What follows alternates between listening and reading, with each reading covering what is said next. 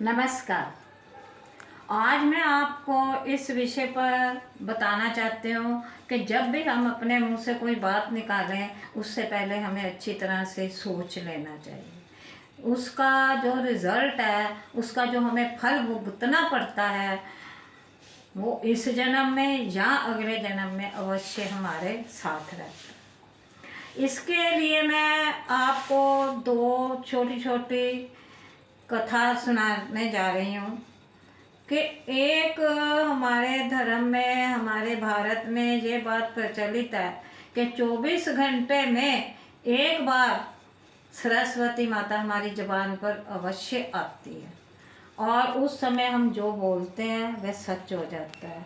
इसलिए क्या पता वो किस समय हमारे ज़बान पर आकर बैठ गई और हमने जो कहा वो सच हो गया। इसी तरह एक औरत थी, वो कहने लगी ये सब बात बिल्कुल गलत है, मैं इसके बारे में बिल्कुल कुछ नहीं मानती हूँ, ये कोई सरस्वती माता नहीं। और उसको कहा गया कि चलो ठीक है। कहती अच्छा ठीक है, अगर आपकी बात ठीक है तो मैं ये कहती हूँ कि मेरी जो ये झोंपड़ी है ये महल बन जाए।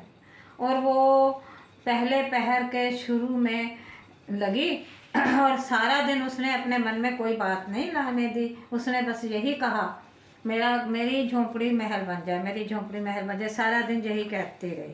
कहती किसी सेकंड में अगर जब वो आती है सरस्वती माता तो फिर मेरा झोंपड़ी महल बन जाने चाहिए, फिर मैं मानूंगी कि आपकी बात सच है। इसलिए उसने क्या किया, क्यों कहते गई जब उसको बताया गया था कि इस समय तेरे 24 घंटे समाप्त हो जाएंगे, उसमें 2-3 सेकंड ही रह गए थे।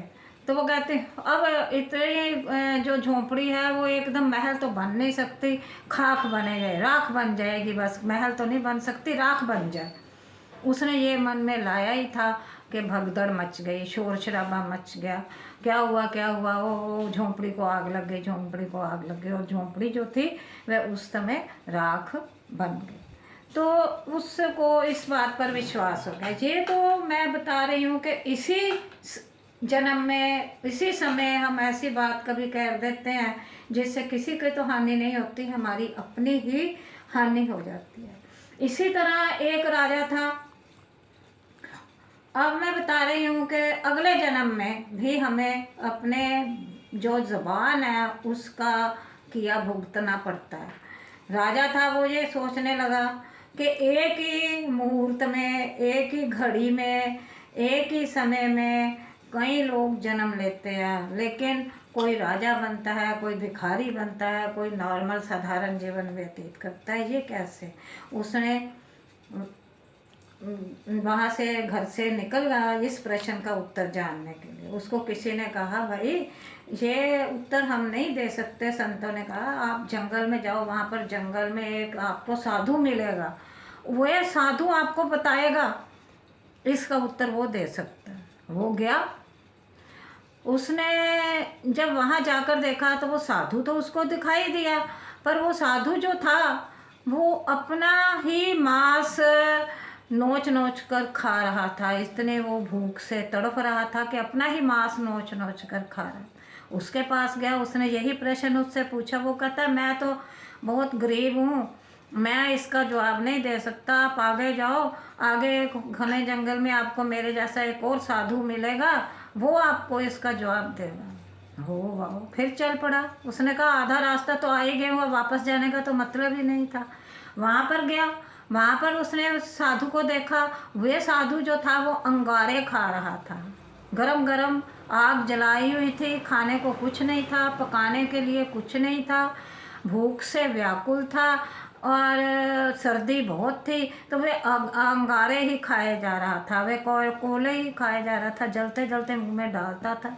बड़ा हैरान हुआ, भाई ये ऐसे कैसे हो सकता है, ये कैसे खा रहा है ये संत, इसने जरूर कोई जंतर मंतर किया होगा तभी ये ऐसा कर रहा है। उसने उससे फिर वही प्रश्न पूछा तो कहता मैं तो इसका भाई जवाब नहीं दे सकता, आप आगे जाओ, आगे एक आपको बस्ती मिलेगी, वहाँ पर कुछ घर हैं, वहाँ पर एक बच्चे ने जन्म लेना है और उसने जन्म लेने के कुछ सेकंड बाद ही मर जाना है। ख़त्म हो जाना है, उसकी ज़िंदगी ख़त्म हो जानी है, वो आपको जवाब देगा। अगर वो कैसे बोलेगा, कहता है मैंने आपको कहा है ना कि आपके प्रश्न का उत्तर वही दे सकता है, हम नहीं दे सकते उसका उत्तर। वो फिर आगे चला गया। बहुत बड़ा कठिन रास्ता था, तय करने के बाद वह वहाँ पर पहुँचा। उसने सब बस्ती में पता किया कि किस घर में डिलीवरी होने वाली है तो उसको पता लगा कि एक गरीब घर है, वहाँ पर एक है इस तरह का औरत है और उसके यहाँ बच्चे ने जन्म लेना। वो वहीं पर बैठ गया।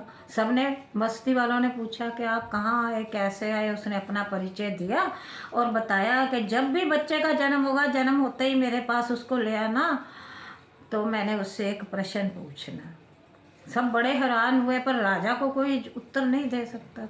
उन्होंने क्या किया कि उसी समय वहाँ बैठा रहा। एक लड़के को, बेटे को जन्म दिया माता ने, और उससे वो लेकर उसके पास आ गए। उसने माता का दूध तक नहीं पिया।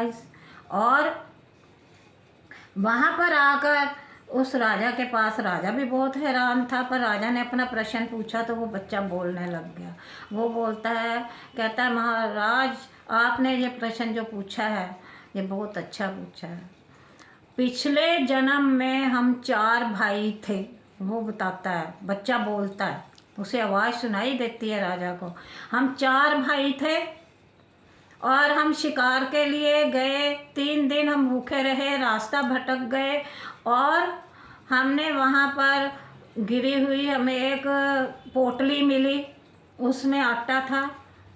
हमने लकड़ियाँ जलाई और बाटी बनाई और हमने 4 जगह पर वो पत्तल उतार कर लाए पत्ते, और उस पर हमने 4 जगह पर बांट दी। आगे हमारे आग जल रही थी और हम सब खाने लगे। वहाँ पर एक बहुत ही वृद्ध और आदमी आया जो बड़ी मुश्किल से चल रहा था। उसके पैर लड़खड़ा रहे थे। उसने हमारे सामने हाथ जोड़कर प्रार्थना की कि भाई मैं 10 दिन से भूखा हूँ और आप मुझे खाने के लिए थोड़ा सा अपने हिस्से में से दे दीजिए। कहता है कि एक भाई ने क्या कहा कि अगर मैं तुझे ये दे दूंगा तो क्या मैं अपना ही मांस नोच कर खाऊंगा। वह चुप कर गया। दूसरे के पास हाथ जोड़कर प्रार्थना की। दूसरा कहता है हाँ मैं अपना हिस्सा तेरे को दे देता हूँ, मैं भी 3 दिन का भूखा हूँ, मैंने ये आग के कोले खाने हैं। वो चुप कर गया। तीसरे के पास गया, यानी कि मेरे पास, तो मैंने कहा मैं अगर आपको दे दूंगा तो मैं भूखा मरूंगा। तो वो जब आपके पास गया तो आपने कहा कोई बात नहीं, मैं 3 दिन से भूखा हूँ, जवान हूँ, आप वृद्ध हो, 10 दिन से भूखे हो, हम दोनों बांट कर खा लेते हैं। तो आपने अपना आधा खाना उसे दे दिया। उसके बाद वो संतुष्ट होकर चला गया। क्या वही फल है जो हम आज भुगत रहे हैं। आपने दिया था खाना, आप राजा हैं और वो अंगारे खा रहा है, वो अपना मांस नोच कर खा रहा है, और मैं जिसने ये कहा था कि मैं भूखा मर जाऊं, और मैं अब भूखा ही जन्म लेने के बाद मर रहा हूँ। इतना कहने के बाद वो लड़का, नवजात जो शिशु था, वो ख़त्म हो। तो इस कथा के कहने का, सुनाने का अर्थ ये है कि हमें जो भी बात हम मुंह से निकालें उसको सोच समझ कर निकालें। इस जन्म में, अगले जन्म में हमें उसका फल भोगना ही पड़ता है। और दूसरा इससे हमें ये मॉरल है इस कहानी का कि दूसरों की सहायता अवश्य करो। धन्यवाद।